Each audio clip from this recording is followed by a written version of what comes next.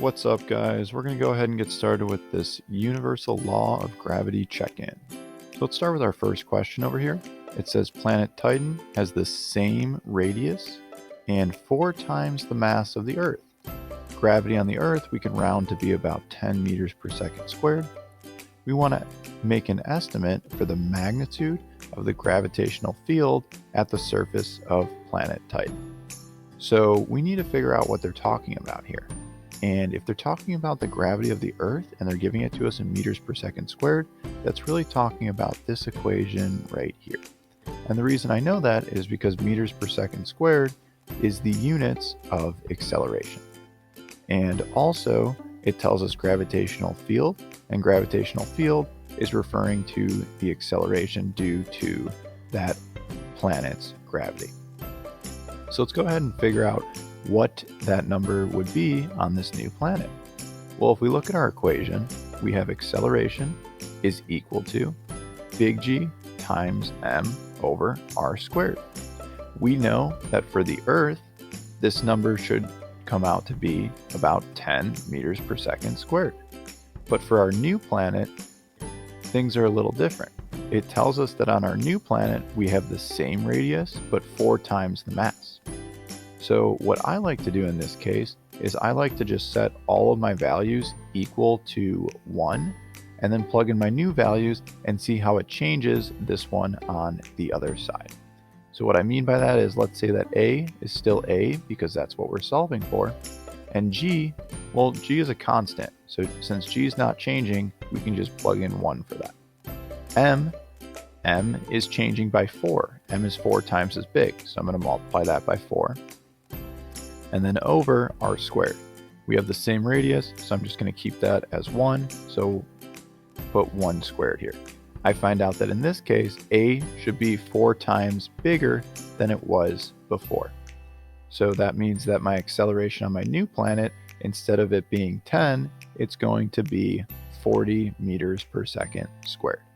And again, that's because my new planet has more mass than the Earth. It has 4 times the mass, so it's going to have 4 times the acceleration due to gravity. And that's only the case because it has the same radius. All right, let's move on to our next question. Number 2 says planet Krypton has 4 times the radius and the same mass of Earth. Assume Earth's gravity is around 10 meters per second squared. Find the gravitational field at the surface of this planet. All right, well, we already know that it's talking about acceleration here, so we just got to do exactly what we did before. So for this one, we're going to go ahead and write our equation. A equals big G times m over r squared. And now, let's go ahead and plug in what those values are. Well, G is still G because that's a constant, so that's always going to be the same. M is going to be the same as it was before because we're not changing it, so that's just 1. And then R is now 4 times as big, so we're going to plug in 4 here. We need to remember, though, that it's r squared. So we need to square that 4. That's going to end up giving us an answer of 1/16. So what does that mean? That means that our new acceleration on this planet is going to be 1/16 as big as the Earth's. So instead of it being 10, it's going to be 10 over 16. This makes sense, right? Because this planet is a lot bigger than the Earth. And by bigger, I mean it has a bigger radius.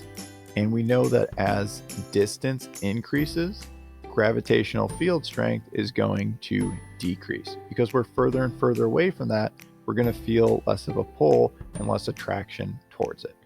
That's why we're pulled towards the center of the Earth right now and not the center of the Sun. Even though the Sun has more mass than the Earth, we're a lot closer to the Earth, so that's why we stay on the Earth's surface. Let's go ahead and look at number 3 now. Number 3 says planet X has 2 times the radius and 4 times the mass of Earth. Again, round gravity on Earth to be about 10 meters per second squared, so we're solving for A again. Go ahead and write our equation. A equals G times m over r squared. Let's plug our numbers in. G is still the same, it's a constant. M this time is 4 times as big, so I'm going to plug in 4 here. And r is 2 times as big, so I'm going to plug in 2 here. Don't forget, we got to square it because it's r squared. we find out that this actually just gives us 4 over 4, which is really just 1, meaning that our acceleration due to gravity on this planet is still just 10. So even though this planet has more mass, it also has a bigger radius, so it's going to give us the same acceleration as we would on Earth. Okay, so here's our last question about manipulating the radius and the mass of various planets and seeing how that impacts our gravity. So for this one, we have planet Sadala, and that has a radius that's 4 times the size of the Earth, and a mass that's 4 times the mass of the Earth. And we want to figure out how that's going to impact this value of gravity, or the acceleration of gravity. So if we go ahead and write our equation like we did before, acceleration is equal to big G times m over r squared. We know that on the Earth, this should give us around 10 meters per second squared, but on our new planet, it's going to be different. And we can see on our new planet that acceleration is going to be equal to G, which is still G, so I'll just put 1 here, times m. Well, m is 4 times as big, so I'm going to put 4, over r, and r is 4 times as big, so I'm going to put 4 on the bottom as well. I can't forget though that it's r squared, so I'm going to have to square that, and then that's going to give me 4 over 16, which really is just 1/4. So that means that on this new planet, the acceleration due to gravity should be 1/4 the size of what it is on the Earth, and that's going to be around 2.5 meters per second squared. So this is a really good question because, as you can see, it shows us that radius has a way bigger factor on the acceleration due to gravity than mass does. And we already knew that because in our equation we can see that radius is squared here, meaning that it's going to be a bigger component than just mass, because mass is alone. Let's go ahead and move on to number 2. And number 2 says, true or false, you are gravitationally attracted to everything with mass. So if we look at our equation here for force gravity to find out what we're attracted to, we can see that this equation depends on G, our constant, times m1 times m2, all over r squared. Well, in this equation, we have 2 masses here. So in other words, that means that object 1 has to have mass and object 2 has to have mass. So the question says, you are gravitationally attracted to everything with mass. That is true, right? As long as something has mass, you are attracted to it. So you're attracted to your best friend, you're attracted to your worst enemy, all right? Every single thing is attracted to you, like we said before. Even that crush of yours, they might not seem that interested, but they are attracted to you. Maybe not emotionally, but gravitationally. So now, number 3, we have explained how mass and distance are related to the force of gravity. So we saw this on a lot of our problems above, and that goes back to our equation too. Fg equals big G times m1 times m2 over r squared. So if we look at mass here, it's pretty easy to see that because mass is on top, it's going to be directly related to force gravity. As the top of this fraction gets bigger, force gravity is going to get bigger. So as mass increases, the force of gravity is going to increase as well. And like we said, this is because they're directly related, and we can see that in our equation just like we explained. But let's take a look at r. So I'm going to rewrite this, but I'm going to go ahead and get rid of everything on top and just write 1 because we're only concerned about r right now.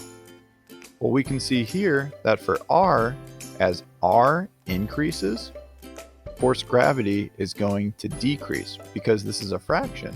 And as the bottom of the fraction gets bigger and bigger, the actual number is getting smaller and smaller. What we want to note though is by how much force gravity is decreasing. Since r is squared, that means that force gravity is going to decrease by a squared amount. So in other words, let's say that r is equal to 2. Well, force gravity now is going to be 1/4 as big. Let's say r was 3, force gravity is 1 over the 3 squared, and that would be 1/9. What if r was decreased to 1/2? Well, force gravity would be 1 over 1/2 squared, which is 4 times as big. Lastly, r is decreased to 1/3, so the distance is cut into a third. Force gravity now is 9 times as big. Okay? So I can do this in my head because I've been doing this for a while, and I'm just a boss. But for you guys, I would say just go ahead and write these steps out, use your calculator, all that good stuff, and just make sure that you're on the right track. And the way that we'll know is that by increasing our r, we should get a smaller force gravity. By decreasing our r, we should get a bigger force gravity. And then with mass, by increasing mass, bigger force gravity.